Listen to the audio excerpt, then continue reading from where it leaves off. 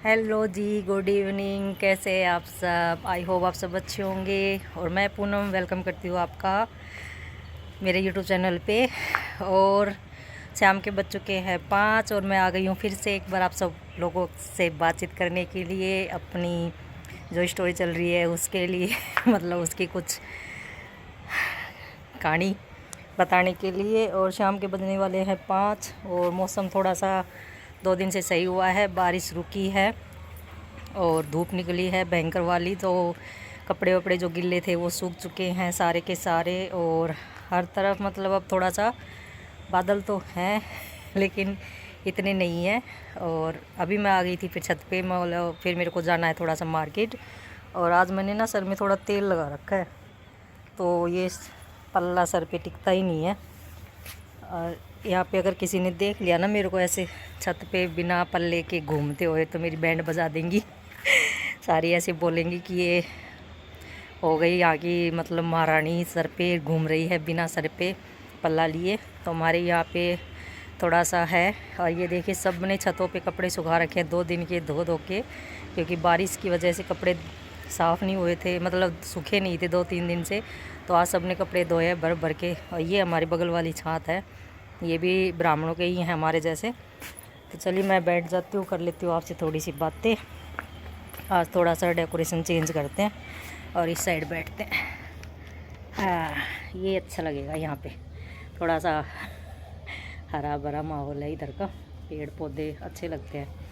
तो हमारी बातचीत कहाँ पे बंद हुई थी? कल मैं मिली नहीं आपसे, थोड़ा सा बस बात हुई नहीं आपसे, जो चल रही थी अपनी मेरी डायरी का पन्ना जो है वो तो बात हो रही थी मम्मी की दूसरी शादी पे, टॉपिक ख़त्म किया था। तो बात हुई ये कि फाइनली सबका सिलेक्शन हुआ और सब ने एक ही बात बोली कि शादी कर देनी चाहिए।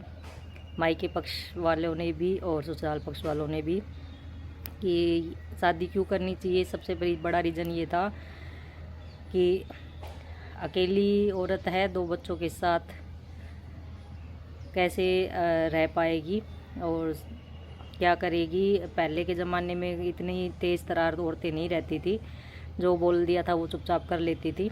तो इस हिसाब से, और जॉब भी करनी है, जॉब तो मिल ही चुकी थी मम्मी को, इस हिसाब से शादी कर देनी चाहिए। और शादी भी कैसे करनी चाहिए कि पूरी रीति रिवाज के साथ। ऐसे नहीं है कि भाई वहीं की वहीं सब कुछ कर दिया, ऐसा नहीं है। शादी होगी तो पूरे रीति रिवाज के साथ होगी। भाई सब आएंगे, बारात लेके आएंगे नानी के घर, और मम्मी की शादी मतलब यहीं पे होगी।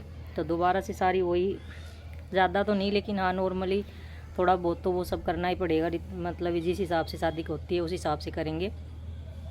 तो उस हिसाब से सब फाइनल हो चुका था कि कैसे क्या करना है क्या नहीं करना है। और मम्मी की जब दूसरी शादी हुई तब मैं ठीक थी, 2.5-3 साल की हो चुकी थी उस टाइम, मैं शायद 3 साल की हो चुकी होंगी। तब थोड़े दिनों बाद शादी की थी। ऐसा नहीं है कि भाई पापा की एक्सपायर होते ही शादी कर दी थी, नहीं। कम से कम 2-2.5 साल बाद उन्होंने, जब जॉब वो मिल गई, सारे काम हो गए थे, तो उस हिसाब से 2.5-3 साल बाद शादी की थी। तो मैं कम से कम 3 साल की आराम से मैं बैठी हूँ।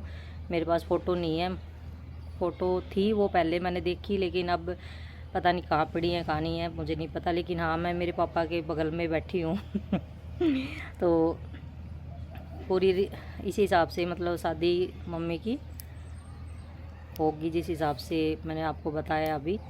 तो देखते हैं आगे कि शादी होती है जिस हिसाब से होती है वो कहाँ होती है वो, और कैसे होती है, सब आपसे मतलब शेयर करूँगी और सारी बातें आपको बताऊँगी।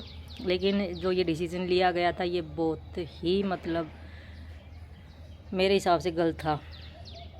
क्योंकि गलत किस लिए था कि मैं आपको आगे बताऊंगी, अभी तो मैं आपको नहीं बता सकती, अभी तो मैंने शुरुआत की है।